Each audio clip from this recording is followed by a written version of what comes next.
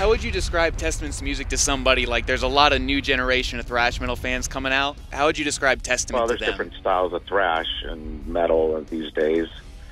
I would say melodic thrash, just definitely a melodic twist to thrash styles. I know a lot of people are playing kind of thrash, but, they got the death metal singers in there, kind of. So I'd probably say just thrash metal with melodic hooks. Cool. And as a vocalist, who are some of your big idols? Of course, like Rob Halford, Ronnie James Dio, Bruce Dickinson. Those definitely have been the ones, longtime heroes of mine. So you guys are on tour with Anthrax and Death Angel right now. How's the tour going so far? It's going really good. Everything's flowing really well right now, and it's a really good show. All three bands are just, kicking butt, having really good performances, and I really think that the crowds and the new fans of this style, I'm noticing there's a lot of young fans now coming to these shows, so it's really cool that they get to see our era of style of thrash metal. And do you think that's something important to go back and really look at the roots of the music that they're fans of? I think so. I mean, for, a new 16-year-old kid who's, this style of music's always for a rebellious side of the youth, I guess. And, like any kind of music you listen to, you kind of get who it started or who was the first to it, So I think in our style, definitely we're all around with this kind of style, started with Metallica and stuff like that as well. So, yeah, I think it's very important, because there is a lot of bands that have been influenced from, like, our bands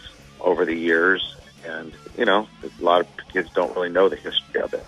Whenever you're listening to a new band and you hear something that's very Testament-esque, do you ever sit there and be like, come on, give us some credit on this one? No. I mean, I've met a lot of new bands that, I've talked to them all, and a lot of them always give us props about, their writing and what they've listened to growing up. And it's an honor, and it's actually almost like taking full circle, because there's a lot of bands that were kind of influenced from our early stuff, and they're creating good music today on their own, and it's kind of influencing me, getting me fired up listening to what they're doing, with their twist and the way they see it and hear it now. And so it's just really a very full circle of music. Are there any of the new guys that are really impressing you right now that you're really digging? Oh, there's a lot. I mean, I like the thrash style, of course. I mean, they're not so new, but bands like The Haunted or Trivium or Lamb of God and, bands like that are doing really very well and have that thrash element to them. Yeah, and there's definitely been like a huge thrash revival going on. Was there any time where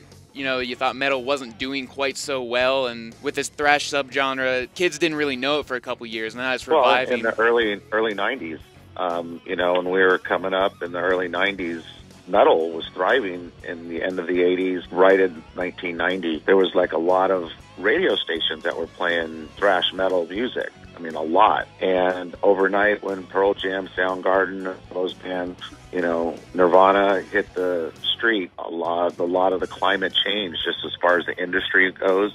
Back in those days, people were spending a fortune on doing videos and making records, where those bands kind of came in and had a different style of music and were doing records very inexpensive and not spending a fortune, and the big industry kind of just said, wow, we need to find more of these bands where we can make a ton of money and have a new sound. And then the metal kind of just literally fell off the map in a year.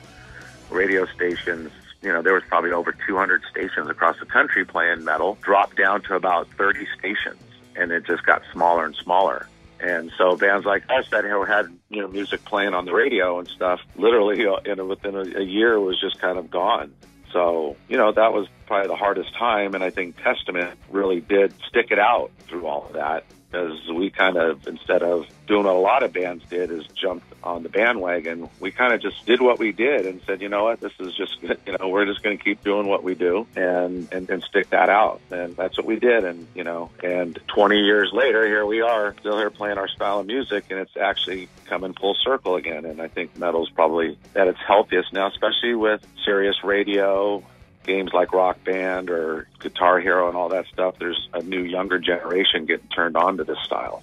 So you're definitely one of the proponents where, Guitar Hero, Rock Band really kind of rejuvenated classic music that kids weren't getting into?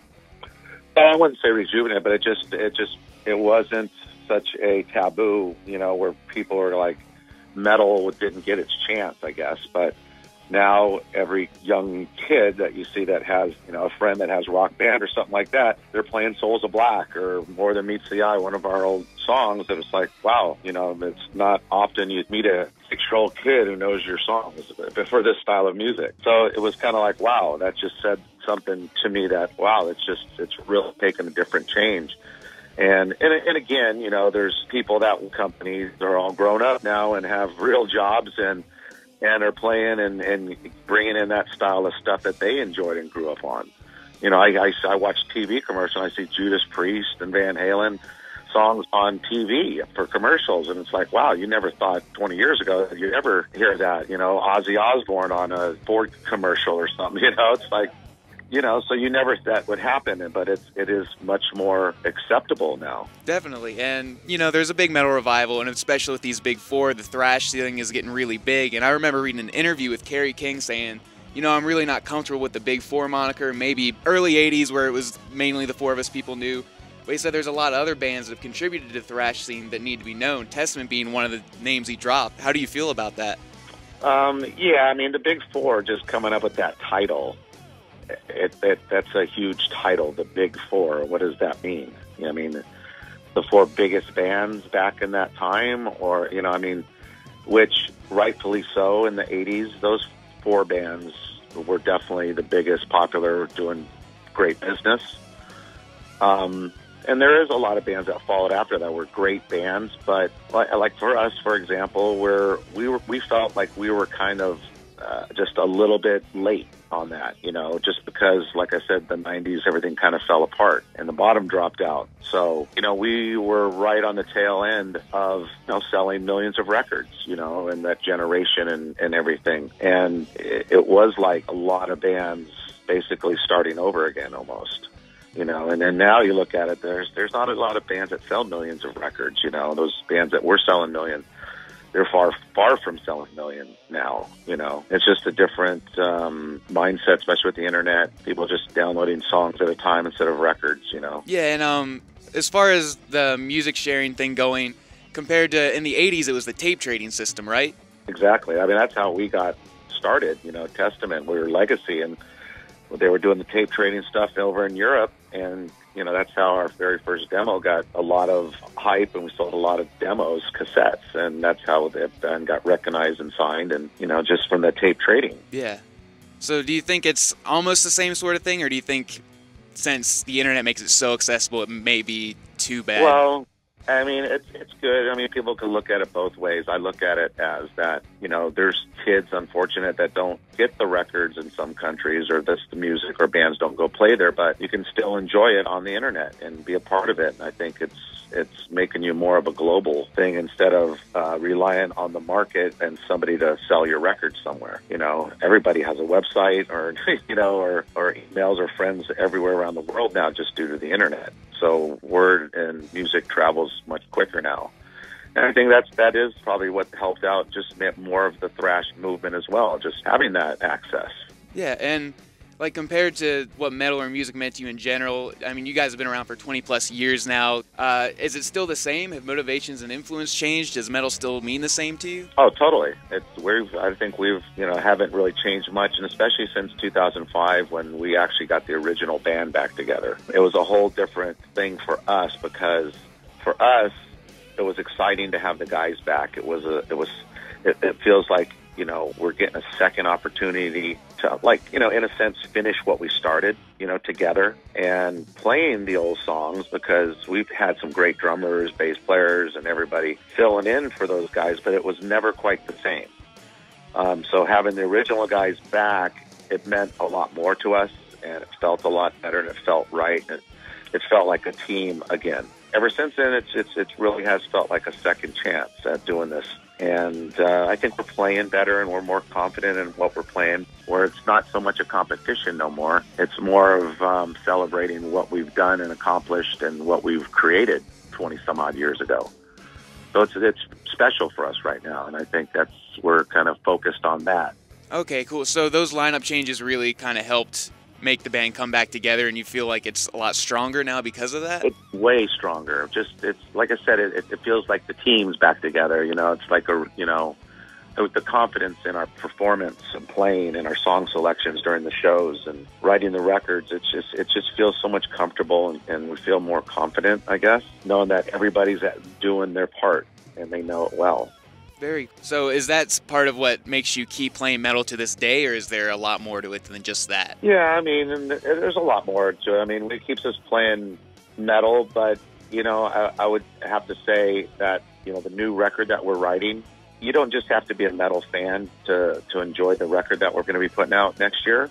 We wrote some really good songs, and I think that's a part of it, having the band and the confidence, not being afraid to step out and try some other things and some new things. It's definitely classic Testament, but like I said, you wouldn't necessarily just have to be a metal fan to enjoy the songs. We really do going to have some really good songs that just people would enjoy, I think, listening to, because they're just good songs. So I think having the original guys back together, like I said, it's all about the confidence and, you know, being able to venture out and do some other things.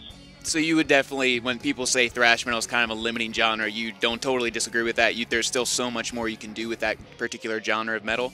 Oh, totally. And I mean, I can't speak for Ernest, but I know for Testament, just where we're at. And, you know, Alex is a very accomplished musician, and everybody is pretty accomplished. And you know, Alex is an accomplished jazz player, but he rips up metal pretty good. So, yeah, I mean, it's definitely a different.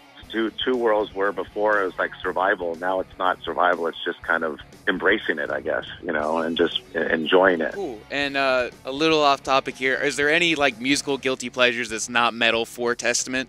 Well, I go on speak for myself, but, you know, Eric's got younger kids, and I know he's been to a couple Justin Bieber concerts and stuff like that. And he's tended to listen to that during our warm up, and we're like, "What are you doing?" So that's probably about it. Okay, cool. Right now, what are some of the songs that you're listening to personally that's on your daily playlist? Well, I mean, when I listen to stuff, I like listening to stuff that I grew up with. You know, the early Scorpions or UFO or Thin Lizzy or stuff like that, you know. Cool, very cool. And as far as the tour is going, nothing's crazy's happened to you guys? You haven't been tackled by any security guards or? No. It's been pretty smooth. We keep busy, you know. I try to get out and golf when I can, or, you know, we've been going to some shooting ranges, renting guns, and just kind of blowing up steam.